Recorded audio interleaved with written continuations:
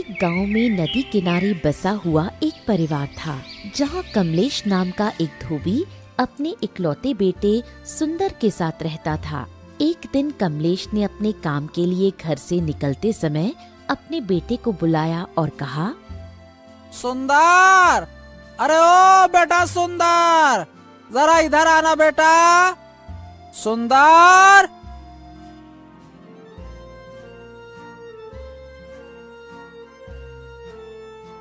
आ गया। क्या बात है पिताजी, क्या हो गया? इतनी सुबह सुबह क्यों बुला रहे हैं मुझे? क्या बात है? अरे तू देख बेटा, अब तू बड़ा हो गया। मैं चाहता हूँ कि तू मेरे साथ धोबी का काम सीख ले। देख बेटा, हम दोनों मिलकर काम करेंगे तो घर में 4 पैसे ज्यादा आएंगे, है ना? अरे पिताजी, तुम्हें तो पता ही है कि मुझे तुम्हारी तरह ये धोबी ओबी का काम नहीं करना है। अरे ये क्या कह रहे हो बेटा? पिताजी, मैं इस छोटे मोटे काम में अपनी जिंदगी बर्बाद नहीं करना चाहता। मैं तो कोई बड़ा व्यापार शुरू करूंगा, और क्या, बड़ा धंधा बनाऊंगा, व्यापार, समझे? बड़ा व्यापार?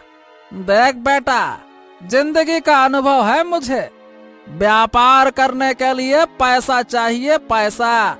और हमारे पास जो थोड़े बहुत पैसे हैं ना, वो सिर्फ हमारे खाने और घर चलाने के लिए ही काफी है, व्यापार करने के लिए नहीं है। हाँ तो ठीक है ना, कौन मांग रहा है आपसे पैसे? मैं खुद ही कमा लूंगा पैसे। नहीं कमा पाया तो कोई ना कोई रास्ता निकाल ही लूंगा। लेकिन पिताजी, मैं ये कपड़े धोने का काम तो हरगिज नहीं करने वाला, पहले ही बता रहा हूं मैं। इतना कहकर सुंदर वहाँ से चला गया। वो काम करने की बजाय सारा दिन अपने दोस्तों के साथ आवारागर्दी किया करता था। जब भी उसका पिता उसे काम करने की नसीहत देता तो सुंदर यही जवाब देता, अरे पिताजी, मैं कितनी बार कहूँ, बार बार यही कह रहा हूँ, मुझे नहीं बनना धोबी ओबी, मुझे व्यापार करना है, व्यापार। धोबी सुंदर की इन बातों से बड़ा ही परेशान हो चुका था, क्योंकि वो जानता था कि ये सब सुंदर के ख्याली पुलाव हैं।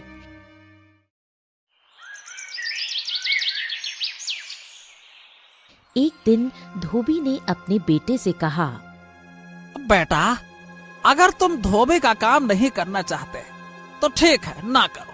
सुनो, मैं तुम्हें सेठ पुरुषोत्तम दास के यहाँ नौकरी पे लगवा देता हूँ, जिनके यहाँ मैं कपड़े धोता हूँ। वो बहुत ही अच्छे आदमी है, ये तो ठीक रहेगा ना बेटा? इस बार सुंदर अपने पिता की बात को मना नहीं कर पाया और सेठ पुरुषोत्तम दास के यहाँ नौकरी करने लगा। लेकिन कुछ ही दिनों के बाद सेठ पुरुषोत्तम दास ने उसे अपने यहाँ नौकरी पर आने से मना कर दिया। जब धोबी ने सेठ से इसका कारण पूछा तो सेठ पुरुषोत्तम ने बताया, अरे कमलेश, ये तुम्हारे बेटे का काम करने में मन नहीं लगता है क्या? है? जो भी काम मैं उसे देता हूँ वो उसे पूरा ही नहीं करता है। तुम्हारा बेटा एक नंबर का आलसी और निकम्मा है। ऐसे कब तक चलेगा, बोलो? ये सुनकर कमलेश धोबी बहुत ही निराश हुआ। घर आकर उसने अपने बेटे को समझाया, बेटा, मैंने बड़ी ही मुश्किल से तुम्हारे लिए सेठ जी के यहाँ नौकरी ढूंढी थी। अगर तुम इसी तरह से काम करोगे तो फिर तुम्हारे भविष्य का क्या होगा बेटा?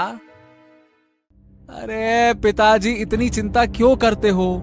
सेठ ने निकाल दिया तो क्या हो गया? कौन सा पहाड़ सर पे टूट पड़ा है? अरे क्या दुनिया में वही बस एक सेठ है क्या? और कोई नहीं है? और मुझे कहीं काम नहीं मिलेगा क्या? अरे मिल जाएगा ना काम। इस घटना के बाद कमलेश ने गांव के कई दूसरे लोगों के यहाँ अपने बेटे को नौकरी पर लगवाने की कोशिश की, परंतु हर जगह से सुंदर की शिकायतें ही आती रहीं। अब तो हालात ये हो गए थे कि गांव में कोई भी ऐसा आदमी नहीं बचा जो सुंदर को काम पर रखने के लिए तैयार हो। अपने बेटे की ऐसी हालत देखकर कमलेश चिंता में रहने लगा। उसकी तबीयत दिन ब दिन बिगड़ती जा रही थी। एक दिन अचानक कमलेश की मृत्यु हो गई।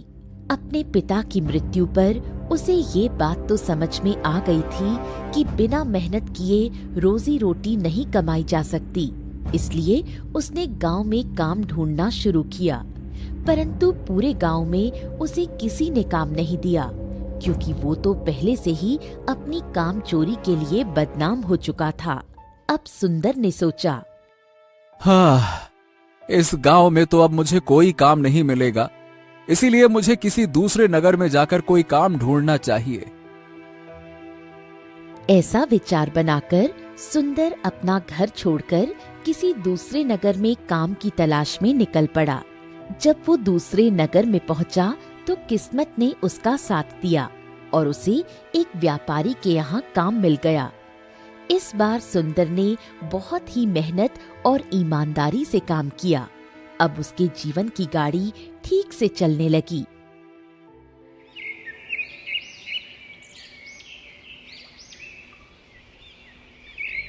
इस नगर में आए हुए सुंदर को अब 1 वर्ष हो चुका था। एक दिन उसने अपने मालिक से कहा, सेठ जी, मुझे यहाँ पर काम करते हुए अब 1 साल हो चुका है। मैं एक बार अपने गांव जाना चाहता हूँ। मुझे कुछ दिन की छुट्टी दे दीजिए। हाँ हाँ, ठीक है, मैं तुम्हें 10 दिन की छुट्टी देता हूँ। 10 दिन के बाद तुम काम पर वापस लौट आना, ठीक है ना?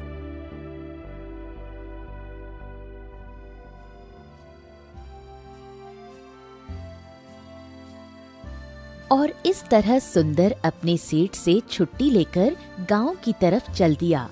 वो मन ही मन सोच रहा था, जब मैं अपने गांव लौटूंगा तो गांव के लोग मुझे देखकर हैरान रह जाएंगे। जो लोग मुझे निकम्मा और आवारा समझते थे, अब वो मेरी खूब प्रशंसा करेंगे।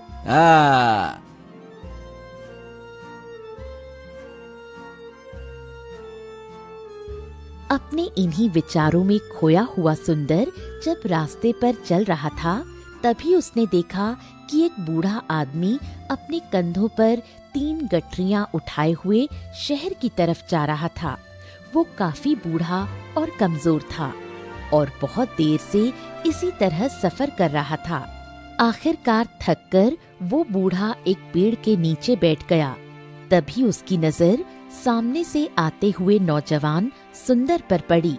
सुंदर भी उसी दिशा में जा रहा था जिस दिशा में वो बूढ़ा फकीर जा रहा था। सुंदर उसके पास से गुजरा तो बूढ़ा फकीर कहने लगा, अरे सुनो बेटा, क्या तुम मेरी मदद कर सकते हो? अरे ये गठरी बहुत भारी है, क्योंकि मैं बूढ़ा हो चुका हूँ, इसीलिए ज्यादा देर तक इसका वजन नहीं उठा सकता। क्या क्यों ना तुम मेरी एक गठरी उठा लो और मुझे दूसरे गांव तक पहुंचा दो। देखो बेटा, इसके बदले में मैं तुम्हें 3 अशर्फियां दूंगा। बोलो। सुंदर ने उस फकीर की सारी बातें सुनी और फिर बोला, हाँ, कोई बात नहीं बाबा, मैं आपकी सहायता करने के लिए तैयार हूँ। बताइए, आपको कहाँ जाना है? ये कहकर सुंदर ने उस फकीर की एक गठरी उठा ली और अपने कंधे पर रख ली। बाप रे बाप, ये गठरी तो सचमुच बहुत भारी है। बाबा इसे अकेले कैसे उठा रहे थे? बाप रे, ये इस उम्र में, मतलब मुझसे उम्र में इतने बड़े हैं और फिर भी इतना वजन उठा रखा था। ओफो, अच्छा हुआ जो मैं इन्हें रास्ते में मिल गया। चलो।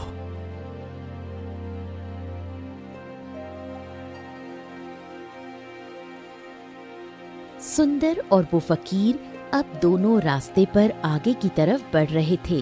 चलते चलते वो दोनों उस गांव से बाहर आ गए और फिर सुंदर ने उस फकीर से पूछा, बाबा, ये इस गठरी में ऐसा क्या है जो इतनी भारी है? कोई पत्थर वत्थर डाल रखा है क्या? अरे नहीं बेटा, इसमें सिर्फ तांबे के सिक्के भरे हैं, इसीलिए ये गठरी थोड़ी सी भारी है। उस फकीर की बात सुनकर सुंदर मन ही मन सोचने लगा, ओ, लगता है ये बाबा जरूर कोई व्यापारी है।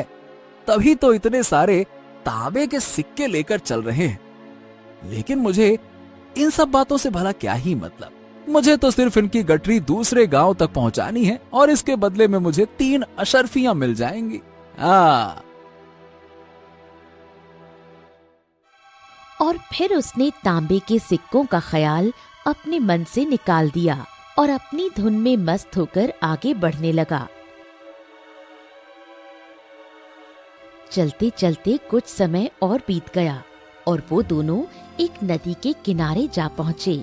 सुंदर काफी हट्टा कट्टा, तंदुरुस्त और जवान था, इसलिए वो बिना सोचे समझे उस नदी में उतर गया। परंतु वो बूढ़ा आदमी अभी भी नदी के किनारे पर ही खड़ा था। इस पर सुंदर ने उस बूढ़े से कहा, क्या हुआ बाबा, आप रुक क्यों गए? चलिए, हमें ये नदी पार करनी होगी, तभी तो हम उस गांव तक पहुंच पाएंगे। चलिए। हाँ, मैं जानता हूँ बेटा कि हमें ये नदी पार करनी होगी, लेकिन जैसे कि तुम देख रहे हो, मैं अब बूढ़ा हो चुका हूँ और 2-2 गठरियां लेकर मैं ये नदी पार नहीं कर सकता। अगर कहीं मेरा पांव फिसल गया ना, तो फिर मेरा हो गया सत्यानाश। बेटा, क्या तुम मेरी एक और गठरी उठा सकते हो? इसके बदले में मैं तुम्हें 3 अशर्फियां और दे दूंगा। बोलो बेटा। बाबा, अब आप मुझे शर्मिंदा कर रहे हैं। अगर आप मुझे 3 अशर्फियां नहीं भी देंगे ना, तो भी मैं आपका ये काम कर दूंगा। मैं आपको आपके गांव तक सही सलामत अच्छे से पहुंचाऊंगा। चलो, आ जाओ। बेटा, तुम तो बहुत ही भले इंसान मालूम पड़ते हो। ये कहते हुए उस फकीर ने अपनी दूसरी गठरी भी सुंदर को थमा दी। सुंदर ने जब वो दूसरी गठरी भी अपने कंधे पर रखी तो उसे ये गठरी भी बहुत ही भारी लगी, लेकिन सुंदर चुप ही रहा और फिर दोनों ने जैसे तैसे नदी पार कर ली। नदी पार करने के बाद बातों बातों में ही सुंदर ने उस फकीर से कहा, बाबा, आखिर ये दूसरी गठरी में क्या है? क्योंकि ये दूसरी गठरी भी बाप रे बाप बहुत ही वजनदार है। बेटा, इसमें चांदी के सिक्के हैं, इसीलिए ये गठरी भी बहुत भारी है। फकीर की ये बातें सुनकर अब सुंदर का दिमाग तेजी से काम करने लगा। वो सोचने लगा, हाँ, एक गठरी में चांदी के सिक्के और दूसरी में तांबे के। लगता है ये फकीर बाबा कहीं दूर से आ रहे हैं और इन्होंने अपनी सारी जमीन जायदाद बेचकर ये सारे सिक्के इकट्ठा किए, तभी तो ये इतना धन लेकर चल रहे हैं। लेकिन सुंदर ने ये बात उन फकीर बाबा से नहीं बोली।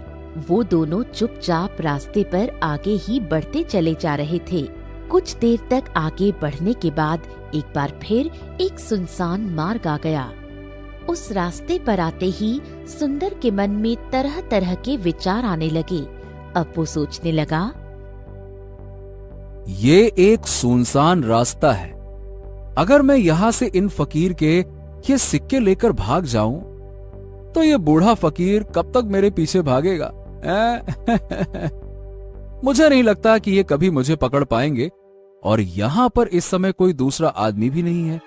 हाँ, कोई नहीं है जो इन बूढ़े आदमी की मदद कर पाएगा।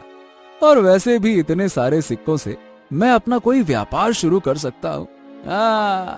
ये बूढ़ा फकीर भला इतने धन का करेगा क्या? इसके तो कोई काम का है नहीं। इससे अच्छा तो ये है कि मैं इन सारे पैसों को रख लूं। हाँ। अभी सुंदर के मन में ये सब विचार चल ही रहे थे कि तभी उसके मन में दूसरा विचार आया। अरे अरे अरे अरे अरे, मैं ये सब क्या सोच रहा हूँ? ये बेचारा फकीर न जाने कहाँ से आ रहा है और न जाने कैसे कैसे करके इसने इतना धन इकट्ठा किया होगा। मुझे इनका फायदा नहीं उठाना चाहिए। नहीं नहीं नहीं नहीं, नहीं। मुझे ऐसा नहीं करना चाहिए। उसने कुछ देर के लिए अपने मन के इन विचारों को काबू कर लिया, परंतु थोड़ी ही देर के बाद उसके इन विचारों ने उसको काबू कर लिया। सुंदर 2 गठरियां उठाए हुए उन फकीर के पीछे पीछे चल रहा था। कुछ दूर जाने के बाद वहां पर एक पहाड़ी आई। तब वो फकीर बाबा सुंदर से कहने लगे, बेटा, ये पहाड़ी मैं नहीं चढ़ पाऊंगा, क्योंकि अब मैं बूढ़ा हो चुका हूँ और मेरे इन घुटनों में भी दर्द हो रहा है।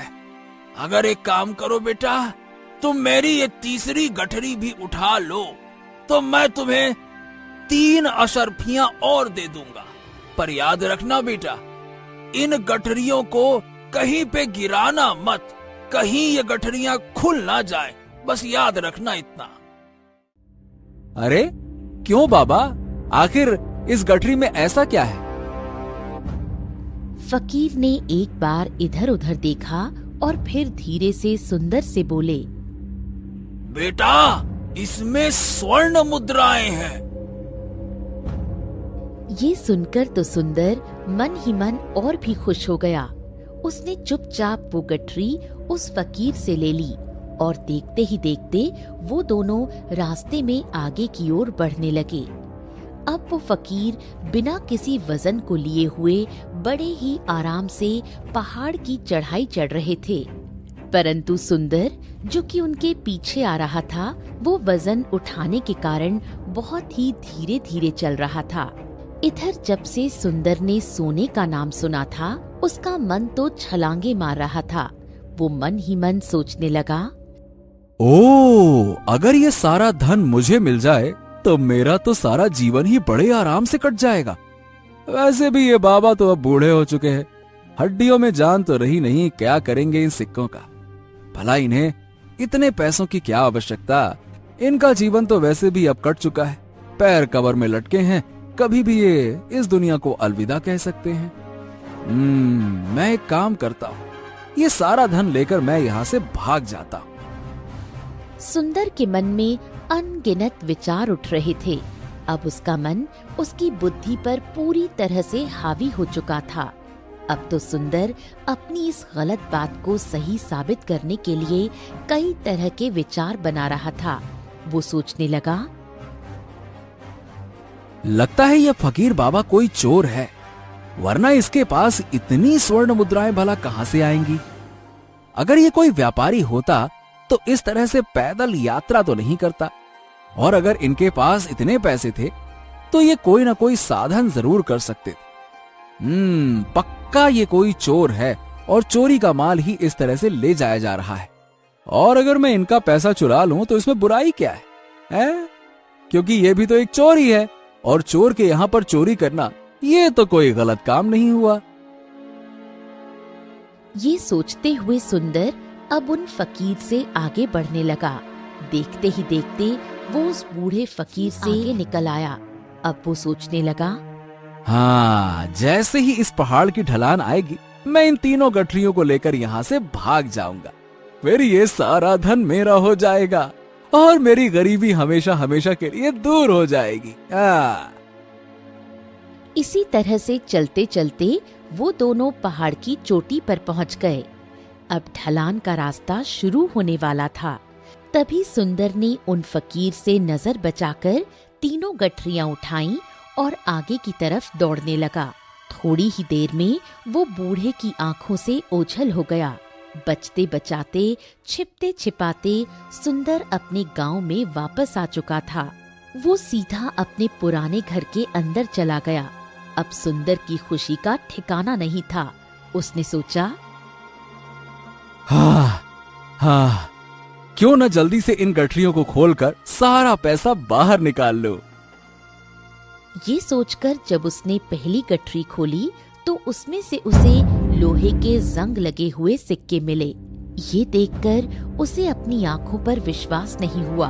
फिर उसने फटाफट दूसरी गठरी खोली। उसमें भी लोहे के जंग लगे हुए सिक्के ही थे।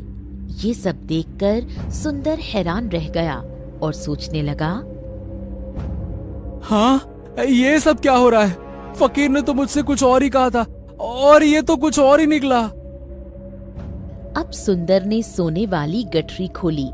उसमें भी लोहे के जंग लगे हुए सिक्के ही थे। ये सब देखकर सुंदर क्रोध से आग बबूला हो गया। उसने अपना माथा पीट लिया और सोचने लगा, ओह, आखिर उस फकीर ने मुझसे झूठ क्यों बोला? उस बुढ़े ने ऐसा क्यों कहा कि एक गठरी में चांदी के सिक्के हैं, दूसरे में सोने के और एक में तांबे के हैं? क्यों कहा ऐसा? वो ये सब सोच ही रहा था कि तभी उसकी नजर गठरी में रखे हुए एक पत्र पर पड़ी। सुंदर ने तेजी से वो पत्र उठाया और उसे खोलकर पढ़ने लगा। उसमें लिखा था, ये पूरा नाटक एक ईमानदार आदमी की खोज करने के लिए रचा गया है और मैं वो बूढ़ा आदमी असल में इस राज्य का राजा हूँ।